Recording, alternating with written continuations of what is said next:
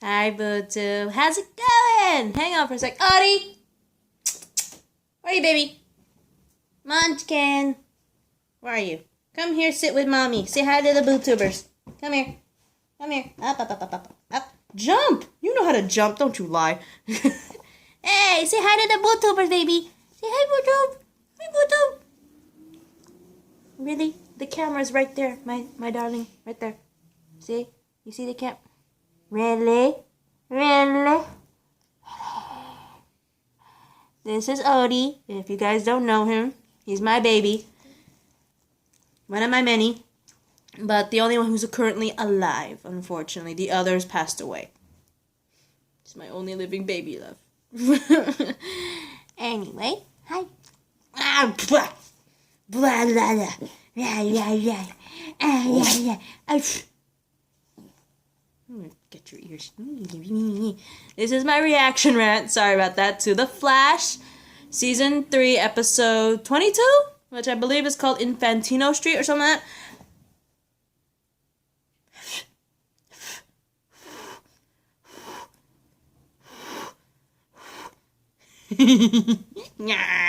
I'm sorry. I like messing with my dog. It's fun. Because he tries to like nibble on me. He doesn't really try to bite me. He just tries to nibble like that. You see that?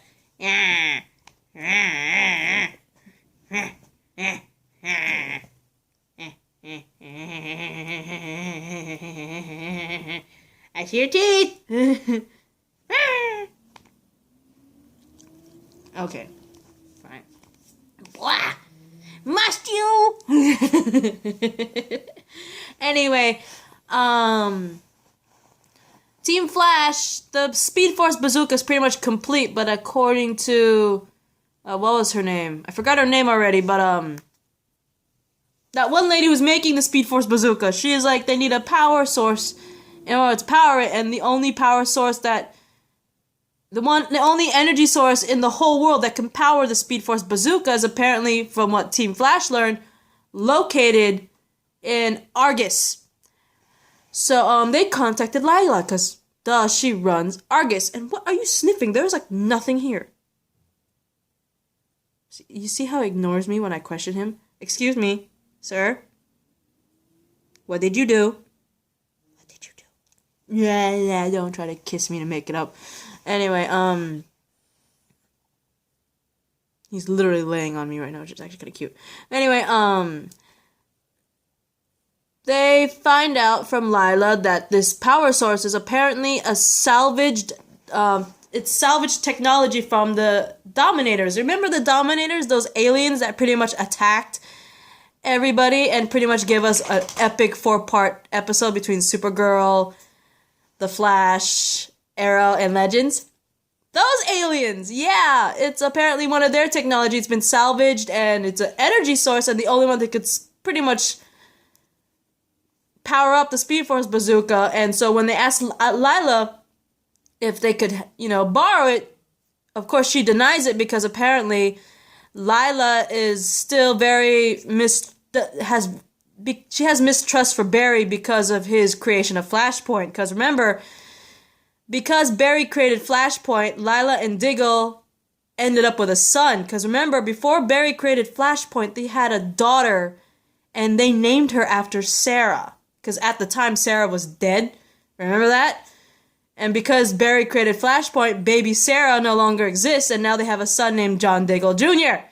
So, I wouldn't blame Lila for still being somewhat pissy about Barry doing that, because it's like, I gave birth to a daughter. I had a daughter, and because of you, my daughter's gone. Not that I don't love my son, but a part of me wonders what could have been if I still had my daughter. But nope, not my daughter's gone because of you, right? So it's like, I kind of don't blame Lila, but Barry and Cisco tell them they need this to make the Speed Force bazooka to save Iris's life, and despite that, Lila still doesn't give it to Barry. So, Barry then decides the only way to get this Dominator tech is pretty much break into Argus and try to steal it. And keep this in mind, Argus is, like, impenetrable. It's, like, better than any jail I've ever seen. And so Cisco hacks his way into the system at Argus to find that the facility is seriously heavily secured. Like better, like I said, better than any jail. It's like breaking into like a Pentagon almost, right? Almost, from what I'm seeing. And they said, Barry, the only way you could ever get in there is that you seriously need a master thief to break in. And I was like, master thief? Master thief? The only master thief that Barry knows in his entire life is unfortunately dead. Remember Legends? Where a former thief went good guy and sacrificed himself? Spoiler alert for anyone who apparently did not watch season 1 of Legends, but this character sacrificed his life to save the team. And before he joined the Legend, he was a very notorious thief that Barry knew. Leonard Snart! And you know what the greatest part is? We get to see him. Of course, it's not really him because we all know Leonard Snart, like I said, sacrificed himself, so he's dead. Barry actually went back in time, which he promised he wouldn't do. Because remember, every time Barry freaking goes back in time, shit happens, right? But apparently he did it again. Barry went back in time and went to 1892 to visit Leonard Snart, who apparently at the time, the reason why he's in 1892 is because that time he was traveling with the Legends. This is obviously during season 1. This is Leonard Snart obviously during season 1 before he sacrificed himself. Because he's traveling with the Legends, doing his thing in 1892. And Barry goes to 1892, recruits Leonard Snart, and to ask to help break in and steal a device. Of course, Leonard Snart's like, the Flash wants to be a thief and steal something? I will help you with that. Because in the beginning, Leonard's like, why should I help you and all that stuff? Even with the whole, with the Iris thing, he still wasn't really wanting to help because he's like, I'm already with these bozo Legends helping them out. Why should I help you? Even with the whole Iris thing, he was kind of hesitant. But the moment he heard Barry wants to break into Argus, he's like, I'm down. So I was like, that's the Leonard Snart we all love, before he went all hero-y. The typical master thief. And I love that. I freaking love that. But anyway, in the process of doing so, they have like many problems to attain the device, because at one point, we see Lila. It's like, the guards are like, I thought you left for the night. I was like, yeah, I came back because look what the Flash brought. And she has freaking Leonard Snart in freaking handcuffs. Like, what did Barry just do, right? But then we find out Barry used HR's face-changing technology to make himself look like Lila. That didn't go out very well, so he had to knock out all the guards. And not only that, they find out that this Dominator technology they need is not only in like a very secure-looking door with like high-tech that has to be like hacked and stuff. Guess who's guarding the tech? Remember in the last episode, the last few minutes of episode 21, we saw a very, very big shark. Yeah. Turns out he has been put as guard dog to this Dominator tech. And Snart comes up with this amazing thing where he uses a piece of his cold gun to pretty much throw into the room and pretty much make King Shark pass out, I forgot what it was, but they're, what was it, cold-blooded creatures? And so, or was it warm-blooded? But something about the little thing in cold gun, they tossed into the room, and like it pretty much made like this giant smoke screen everywhere, and pretty much KO'd Killer Shark. He knocked out. And they're able to get the device, but unfortunately they triggered an alarm. And as Barry was able to get through the door, because the door was closing, Snart got trapped inside, right? And Snart's like, what are you waiting for? Go! They're gonna show up, and I'm not sure if he said that or he's telling him to just try to help break him out, but Snart was trying to say, prove that you're one of the bad guys. You could do something bad. And leave me.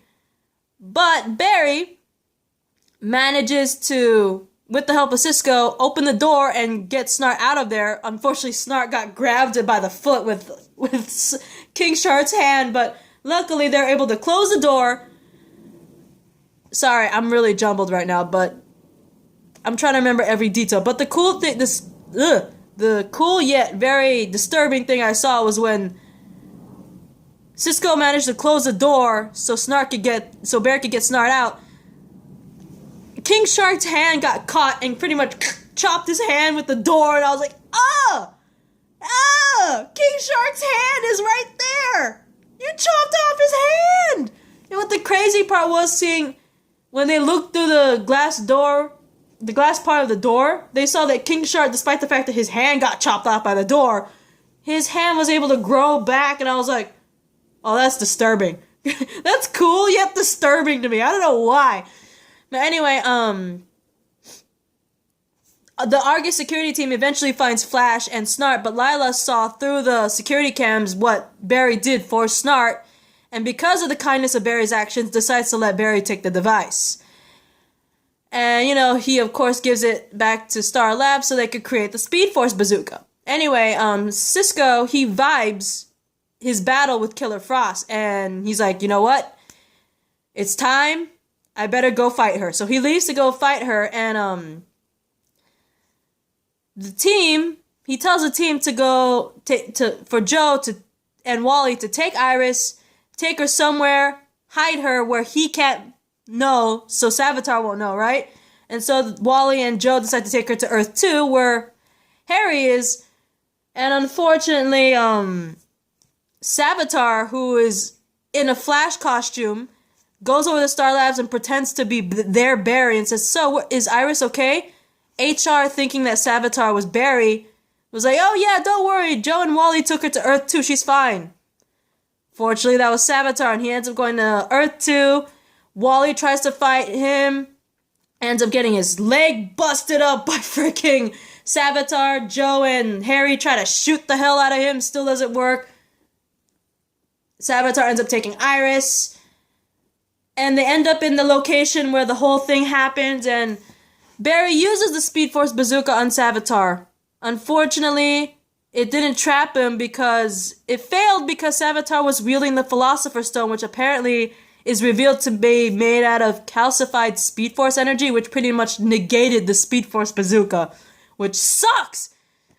So, we also see Joe on the rooftop getting ready, but unfortunately Savitar manages to murder Iris and escape, leaving Barry to mourn over her body, and of course Joe witnesses the whole entire thing.